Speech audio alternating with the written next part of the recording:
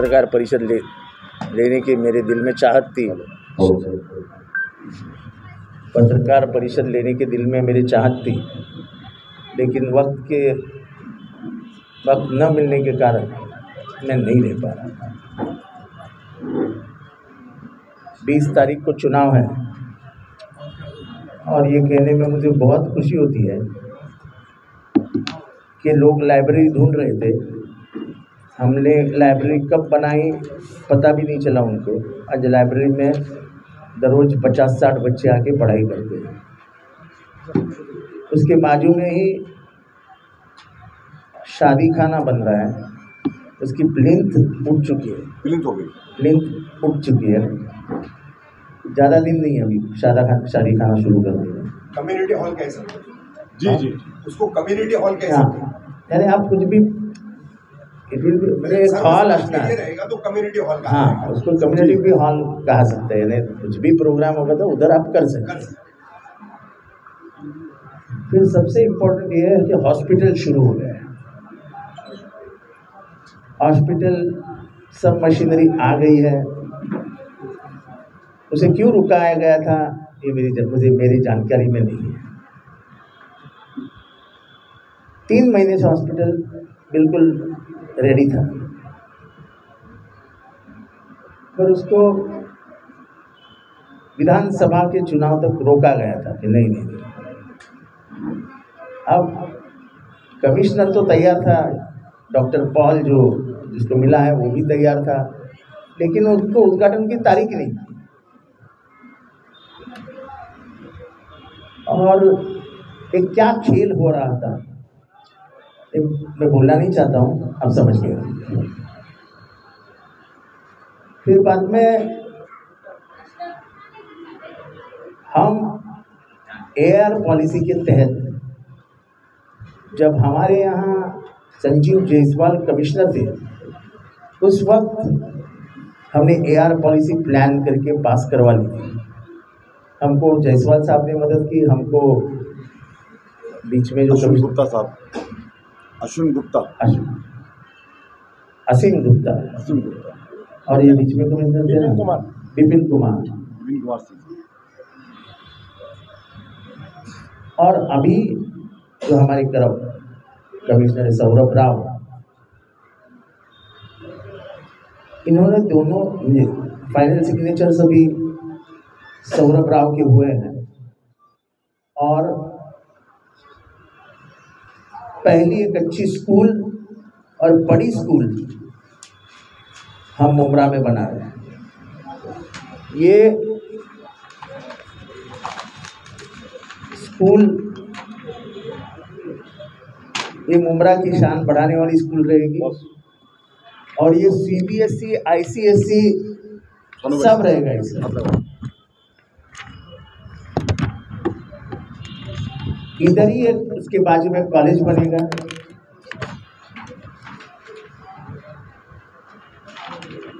और ये total plan pass करके हम आपके सामने दे रहे हैं। सर इसमें ही स्कूल प्लस कॉलेज दोनों है? हाँ, ऐसा ही इसमें ही।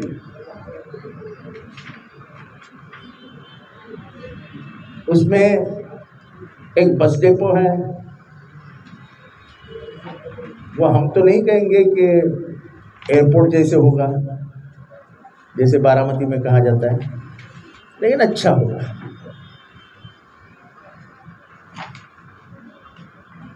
एक हॉकर्स मार्केट है। साहब ये बस जी को सोनू भाई नहीं, इसका ये मैं क्यों दिखा रहा हूँ कि लोगों ने खत देके मित्तल ग्राउंड के सब काम बंद करवाने की कोशिश की। कुछ होशियार लोग हैं जिनको मित्तल का एक भी काम पसंद नहीं आता है। फिर वो बोलते हैं कभी जाके कि एलिट के ऊपर कब्रिस्तान का रिजर्वेशन था। अब कब्रिस्तान का 7/12 ही दे दिया मैंने, अब क्या किसको क्या बोलना है। उसके बाद कोई बोला नहीं है 7/12 गलत है, मैंने 7/12 ही दिखा दिया सबको। शंकर 7/12 है क्या? 7/12 नीलेश 7/12 गिरे था 7/12 दो वो तो उस दिन अमित गार्डन की आपने दिखाया था। मीटिंग में आपने दिखाया था। फिर दिखा देते फिर दिखा देते हैं ना, कुछ नहीं आए होंगे तो उनके लिए। अच्छा साहब, और ये बाकी रह गया पॉलिसीज का, भी आप बस डिपो से चल रहे थे, आगे बढ़िए। हॉकर्स मार्केट, हॉकर्स मार्केट भी वहीं पे आ रहा है, चलो भाई ये दिखाइए हॉकर्स मार्केट। और इसमें ओपन स्पेसेस बहुत रहेंगे, और ओपन स्पेसेस होने के कारण हम फुटपाथ हॉकर्स को शिफ्ट कर सकेंगे। एक नया हॉकर्स जोन भी हम ला रहे हैं, वो भी करवा देंगे। ये सातबारा साहब, ये अब सातबारा, ये कब्रिस्तान का सातबारा है। ये आप दिखा दीजिए उन लोगों को जो बातें कर रहे हैं।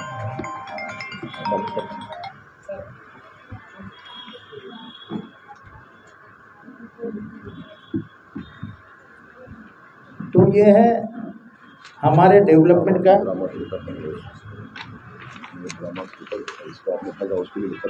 इसमें ड्रामा थिएटर है, पर उसका कुछ पार्ट हम हज हाउस, लेकिन कुछ लोगों का ऐसा भी बोलना है कि हज हाउस बहुत नज़दीक है आपके, और नुब्रा में कौन आके रहेगा हज हाउस का, क्योंकि एक हज हाउस बन रहा है सिडको के एरिया में, वाशी में। तो कोकन से आने वाले लोग तो इधर से हज हाउस का कुछ अच्छा बड़ा इस्तेमाल नहीं हो सकता है। तो अभी कैसे उसको बदला जा सकता है वो देखेंगे, लेकिन हर स्कूल के लिए उनका एनुअल डे फंक्शन के लिए एक स्टेज और बैठने की सुव्यवस्था चाहिए रहती है, क्योंकि अभी जैसे जैसे ये शहर बदल रहा है वैसे एक नई आबादी यहाँ आती जाएगी, और उनको जब रास्ते ही अच्छे हो गए, ये नहीं चलेगा, तो उनको स्कूल्स की फैसिलिटी भी अच्छी होनी चाहिए। तो मेरा ये प्रयास रहेगा कि शील तक कम से कम 4 नई स्कूल्स, इंग्लिश मीडियम, कॉन्वेंट, जो भी है, लेकिन दुनिया में जो लैंग्वेज ऑफ कम्युनिकेशन है और वो हिंदी में, वो इंग्लिश है, तो इंग्लिश स्कूल ज़्यादा ला करके बच्चों को तालीम के मामले में उनको कोई रुकावट ना आए, अच्छी तालीम उनको घर के नज़दीक मिलेगी, इसका हम प्रयास कर रहे हैं। सर ये चारों स्कूल जो आप बता रहे हैं, एक मिनट, एक लास्ट रह गया। ये मुंबई क्रिकेट एसोसिएशन ने एक लेटर लिखा है, उसमें म्यूनसिपालिटी के पास एक 4.5 एकड़ का प्लॉट है, वहाँ पे उन्होंने लिख के कह दिया है कि तुम हमको ये प्लॉट दो, हम उसको मुंबई क्रिकेट एसोसिएशन की तरफ से डेवलप करेंगे और मेंटेन भी करेंगे 30 साल के लिए। तो 10 साल के लिए तो है ही, लेकिन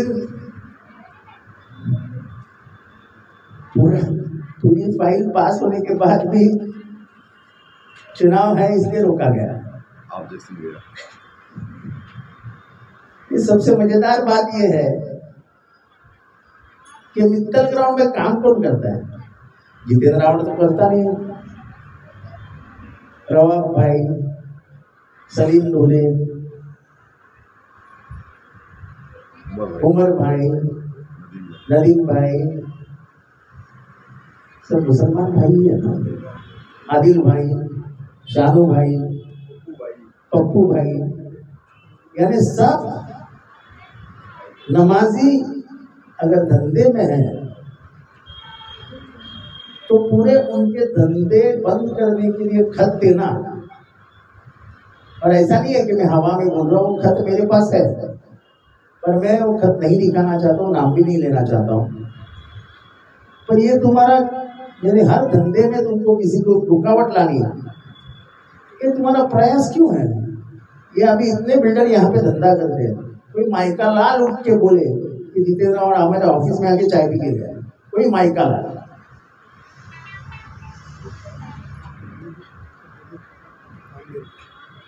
लेकिन ऐसा है कि ताकत तुम्हारी सही जगह पे इस्तेमाल, तुम्हारी खत देने से काम नहीं रुका ना। एक बात ये है, कल कहेंगे ये लोग कि हम लोगों ने झूठी प्रेस कॉन्फ्रेंस ली, ये बात करेंगे। आप दिखा दीजिए ये एक सीसी है, मार्केट की सीसी दिखाइए आप। नहीं दिखाइए ना बॉस। हमारे पास सब सीसी है। देखिए ये मार्केट की सीसी है। बातें कल आएगी कि ये लोगों ने ऐसे ही ले लिया प्रेस कॉन्फ्रेंस। ये मार्केट की सीसी है, ये मैं दिखा रहा हूँ आपको। शमीम भाई, ये जो आगे मेरी प्रेस कॉन्फ्रेंस खत्म होने दो, फिर मांगता है वो सवाल। बॉस खाली एक मिनट, मैं उसी के ताल्लुक से एक मिनट। और इसके बाद ये ड्रामा थिएटर की सीसी है। उसके बाद उनकी कॉपी एक दे देंगे अभी। ये स्कूल और कॉलेज और अर्जी की सीसी है। उसके बाद ये टीएमटी बस डिपो की सीसी है। अब ये बात करने के लायक नहीं रहेंगे कि हमने गलत बात किया है। अब आप बोलिए। और हाँ, ये अर्जी का जो साहब बताया आपको, एमसीए का लेटर, सबकी कॉपी दे देंगे। हाँ, अभी आपको सबकी कॉपी हम आपको दे देंगे कि कॉपी। अब बोलिए बस। तो ये तो मेरे मुस्लिम भाइयों का ही था ना, उधर से ही रोजी रोटी आती है, बहुत रोजगार वहीं से मिलता है। जैसे ही वो बिल्डिंगें बनेगी, कम से कम 6000 फ्लैट वहाँ बन रहे हैं, तो 6000 घरों में 6000 काम वाली, 6000 नहीं 2000 तो काम वालियाँ लग जाएंगी। दूध का धंधा बढ़ जाएगा, चाय का धंधा बढ़ जाएगा, यानी इकोनॉमी। उसमें रुकावट डालने से आपका क्या फायदा है? क्या फायदा है? तुम्हारी हो सकती है किसी से दुश्मनी, पर सब मुसलमानों का धंधा बंद गिराना। अभी सोलिंग डोले तो बड़ी शख्सियत है इस शहर में, तुमने तो सब पे कट डाल दिया बंद करो इनका। जो स्टॉप वर्क नहीं आएगा वो बात अलग है, कोशिश की गई, और कोशिश बहुत की गई, और उसमें उनके दोस्त है,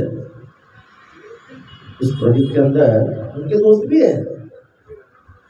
मैं नाम किसी का लेता नहीं चाहता हूँ। स्लॉटर हाउस बहुत चिल्लाते थे मेरे नाम से, स्लॉटर हाउस कहाँ है, स्लॉटर हाउस गुम हो गया। स्लॉटर हाउस को बनाना ये 100-150 करोड़ रुपए का काम है, और म्यूनसिपालिटी के उतना पैसा म्यूनसिपालिटी के पास नहीं है। जो सच है, आज म्यूनसिपालिटी के पास सिर्फ 100 करोड़ रुपए है, और वो 100 करोड़ नहीं खर्चा करेंगे क्योंकि अचानक कोई कैलामिटी आ गया। कैलामिटी का मतलब है आपदा, कोई भी नैसर्गिक विपत्ति आपदा आ गई, तो उनको रिजर्व में रखना पड़ेगा। तो म्यूनसिपलिटी अभी क्या करती है कि हर चीज वो पीपीपी में दे देती है कि भाई तुम बनाओ और कुछ साल के बाद हमारे हाथ में दे दो, और नहीं तो जो सिस्टम है म्यूनसिपलिटी में सब जगह हुए वो ही हो रहा है। फिर लोग ये बोल रहे थे कि हॉस्पिटल में बहुत पैसा लगेगा।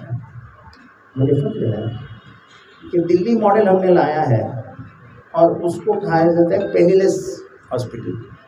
आपको 1 रुपया लेकर जाओगे हॉस्पिटल में तो आपको 1 रुपया भी जेब से नहीं निकालना, वो डॉक्टर की जिम्मेदारी है। वो बोल कहाँ से वसूल करना उसको मालूम। सब सरकारी योजनाओं के तहत हॉस्पिटल में मुफ्त आपको इलाज किया जाएगा। अभी कैंसर यूनिट की बात हो रही है। अभी आपको मालूम है कि एक मॉडर्न कैंसर यूनिट उस हॉस्पिटल में है जिसमें आपको रेडिएशन मिलेगा, जिसमें आपको केमोथेरेपी मिलेगी। उस नीचे जमीन के नीचे खोद के एक मशीन डालते हैं, उसका नाम मैं भूल गया।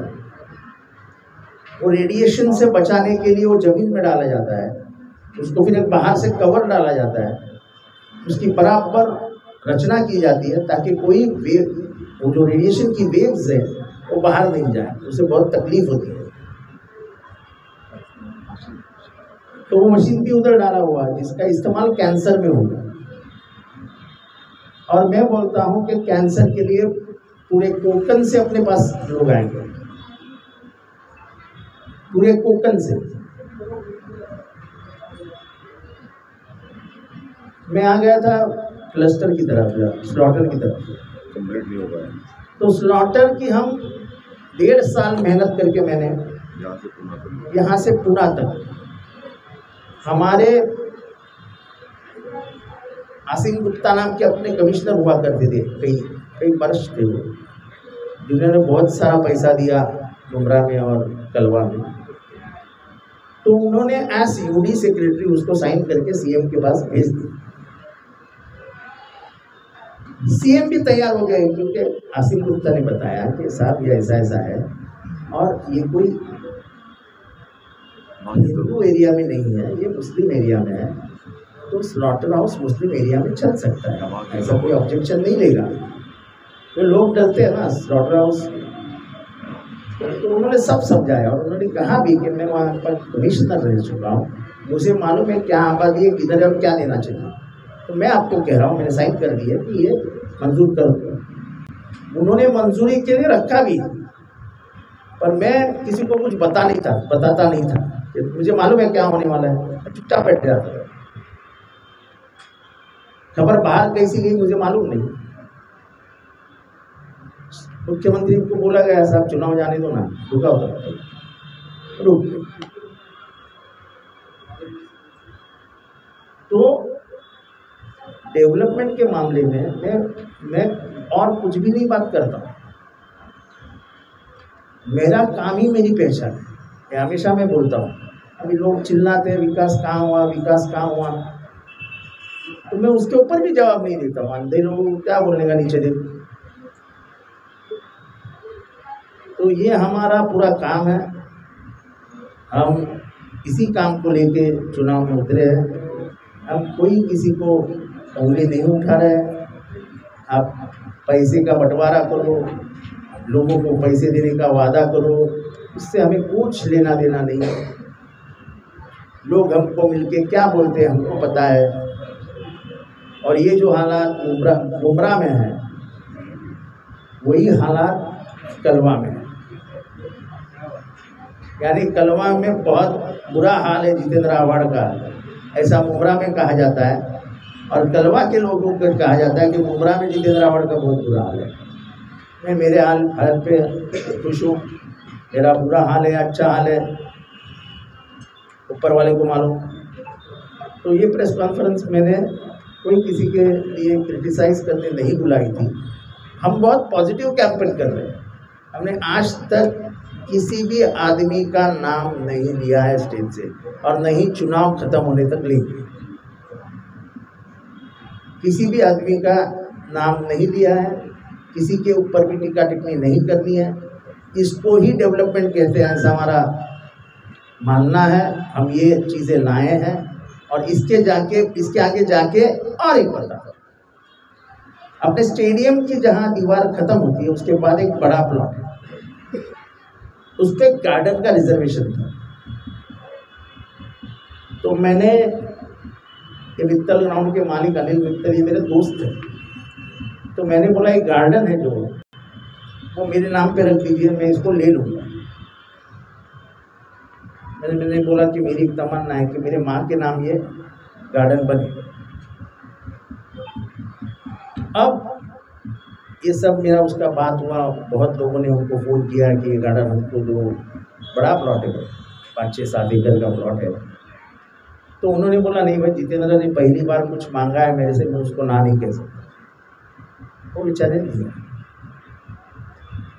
फिर आपको मालूम है हमें डीपी आया नया, आया ना नया डीपी जी।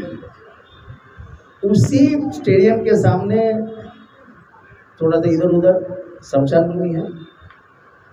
आपको मालूम है ना 5 एकड़ कब्रिस्तान में एक स्मशान भूमि का पार्ट, 10 गुंठा जमीन, 20 गुंठा के 10 गुंठा मालूम नहीं, लेकिन शमशान भूमि का रिजर्वेशन है और शमशान भूमि है उधर। तो 1 किलोमीटर के अफराद में आप सेकंड शमशान भूमि नहीं ला सकते, पर वो जमीन खराब करने के लिए वहाँ शमशान भूमि डालेंगे रिजर्वेशन। ठीक है, रिजर्वेशन कोई, पर ये कौन ला सकता है, ये कौन करता है सब? मैं किसी का भी नाम नहीं ले रहा। जो अपने आप को बहुत बड़े समझते हैं उस ड्यूटी में कि इनका काम है। गार्डन के मेरी बच्ची खेलने वाली थी क्या यहाँ वहाँ पर, कोई मेरा बच्चा आने वाला था खेलने को या वहाँ पर, कि यहाँ के गरीब बच्चों के लिए क्रिकेट और वो ग्राउंड बन जाता, माँ बहनों के लिए गार्डन बन जाती, तो एक अच्छा व्यवस्था हो जाती। देखो व्यवस्था सुधरनी चाहिए। फिर चिल्लाते हैं रिजर्वेशन किधर गया। कल एक बोल रहा था कि 16 एकड़ का कब्रिस्तान का रिजर्वेशन है। यार मैंने एडीटीपी को फ़ोन किया, मैंने कब्रिस्तान 16 एकड़ किधर है, तो खुद हैरान होगा। 2 घंटे के बाद बुला रहे सब मिला के, फिर भी 16 एकड़ नहीं होता। तो ये ना अफवाहें फैलाने के लिए आप कुछ भी कह सकते हैं, आपको कोई रोक नहीं सकता है, लेकिन आप फिजूल का वक्त बर्बाद मत करो। ऐसे खट डाल के अफसरान को धमका के कुछ नहीं होता है। शहर को मालूम है डेवलपमेंट क्या है, और आपके नाते आज सभी घरों में जाएगा कि डेवलपमेंट किसको की थी और जितेंद्र आव्हाड का नेक्स्ट 5 ईयर प्लान क्या है। सर आपने बताया 4 स्कूल बनाने का जो प्रस्ताव है, कौसा से लेकर के कौसा के इलाकों से लेकर चील तक, तो ये चारों स्कूल सरकारी होगी, मनपा के अंतर्गत होगी? मनपा नहीं, अच्छी स्कूल लाएंगे। अच्छा हो गया। हमारा जो इसका स्कूल है एमएन वैली का जो म्यूनसिपालिटी स्कूल है, वो फजलानी नामक के ट्रस्ट ने ले लिया है। अब उधर का पूरा मेंटेनेंस, उधर की पूरी टीचर्स की व्यवस्था, पढ़ाई लिखाई, उनका पूरा सब तलाशना, ये वो सब वो फजलानी ट्रस्ट करेगा। एग्रीमेंट हो चुका है। अभी तक मैं क्यों नहीं बताया था, नहीं तो वो भी कैंसिल हो जाता। अब कुछ कैंसिल नहीं हो सकता है। अभी कमिश्नर भी चाहे तो कैंसिल नहीं कर सकता है। कोई पत्र चला जाता है, मैं नहीं बोलना चाहता हूँ पत्र चला जाता, क्या जाता, हो जाता, लेकिन वो कैंसिल हो जाता है।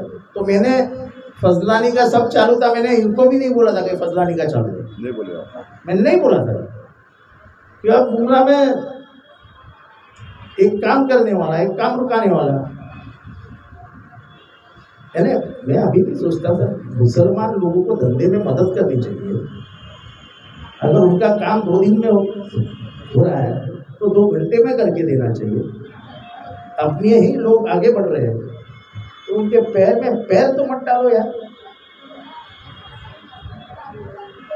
आव्हाड साहब, किए गए विकास काम ठीक है, अब आपने ये आने वाले फ्यूचर का पूरा प्लान बताया है, उसमें किस तरह से रुकावटें डाली गई ये भी बताया है। तो क्या ये एक वो प्रयास है, चर्चा है शहर में, विपक्ष जो है आपके सामने खड़ा है, वो आरोप लगाता है कि आपके पास भाजपा के अलावा कोई दूसरा मुद्दा नहीं है, तो क्या ये उसी को आपने जो है जवाब देने के लिए ये तमाम चीजें सबके सामने रखी है? मेरे भाई, ये आज पास नहीं हुआ है। मेरे को प्रेस कॉन्फ्रेंस करने के लिए ऐसा समय नहीं मिला। आज मुझे आराम था तो मैंने शमीम भाई को कल बोला 4 बजे प्रेस कॉन्फ्रेंस बुला। दूसरी चीज, भाजपा का मुद्दा है ना, क्यों मुद्दा नहीं है? हमारे विचारधारा की लड़ाई है, और मैं विचारधारा की लड़ाई आपको मालूम है, आज नहीं लड़ रहा हूँ, मेरे बचपन से लड़ रहा हूँ, क्योंकि जो विचारधारा में चाहिए ही नहीं। जिन्होंने गांधी को मारा वो विचारधारा में स्वीकारूंगा नहीं। जिन्होंने संविधान को मारने की कोशिश आज भी जारी है, उनकी विचारधारा में से लगाव लग सकता नहीं। जिन्होंने तिरंगे को गालियां दी, तिरंगे को अशुभ कहा, वो तिरंगे का अपमान करने वालों की विचारधारा में स्वीकार कर सकता हूं। और जो हर रोज दलितों पे अन्याय करते हैं, मुसलमानों पे अन्याय करते हैं, हारने के बाद वोट जिहाद कहते हैं, तो उसका तो हम बोलेंगे ना। और तुम उनके दोस्त हो, क्यों ना कबूल कर रहे हो? सब जगह फोटो देखो ना, मोदी, अमित शाह, एकनाथ शिंदे, देवेंद्र फडणवीस और अजीत पवार। तो मैंने क्या गलत कहा भाई? अब उनके साथ हो तो साथ हो। सर सिर्फ कलवा में दिखाई दे रहे, वो जाने दो, उससे मेरे को कोई फर्क नहीं। मुझे इस पोस्टर्स बैनर्स मेरे ऊपर उठे लिया, मैं जवाब भी नहीं देता और मुझे जवाब देना भी नहीं है। ये असद भाई है, ये आज हमारे एक सवाल रहेगा सर। जैसे कि आपने 4 स्कूलों के नाम लिए, तो मुंद्रा में आपके स्टेडियम के सामने जो आईटी का हब बन रहा है वो कई सालों से बन रहा है, लेकिन अभी तक बन नहीं पाया। किधर का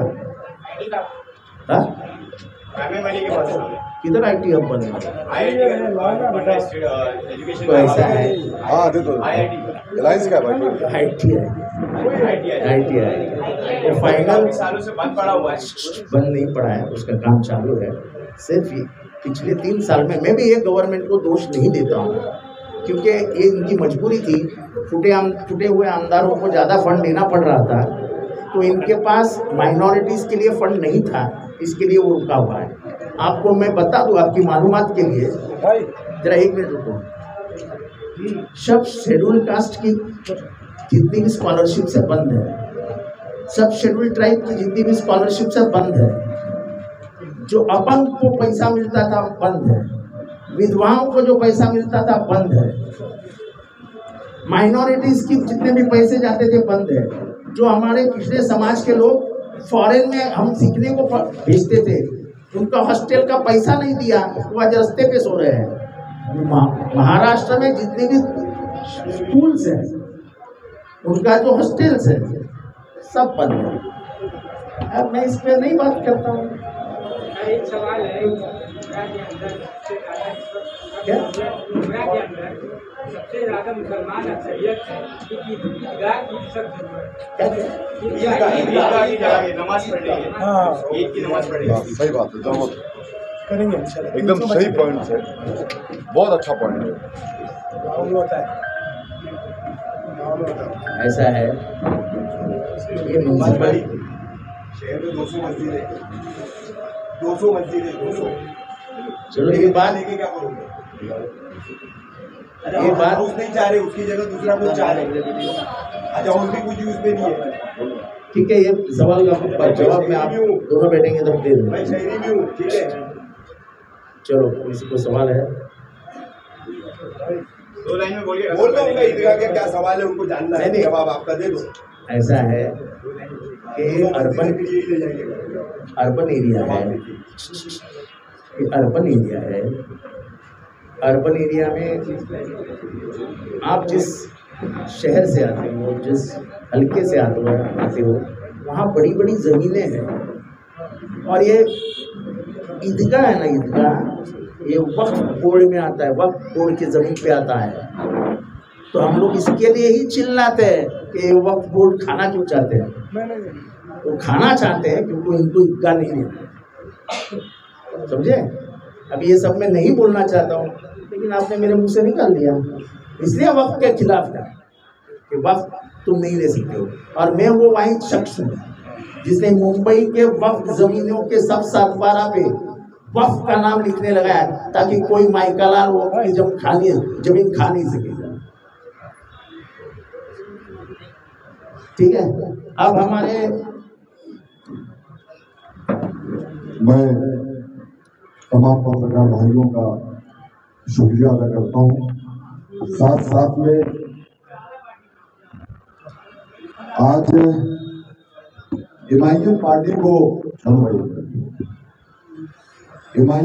को अलविदा करके डॉक्टर जितेंद्र आवाड साहब का हाथ मजबूत करने के लिए असद पठान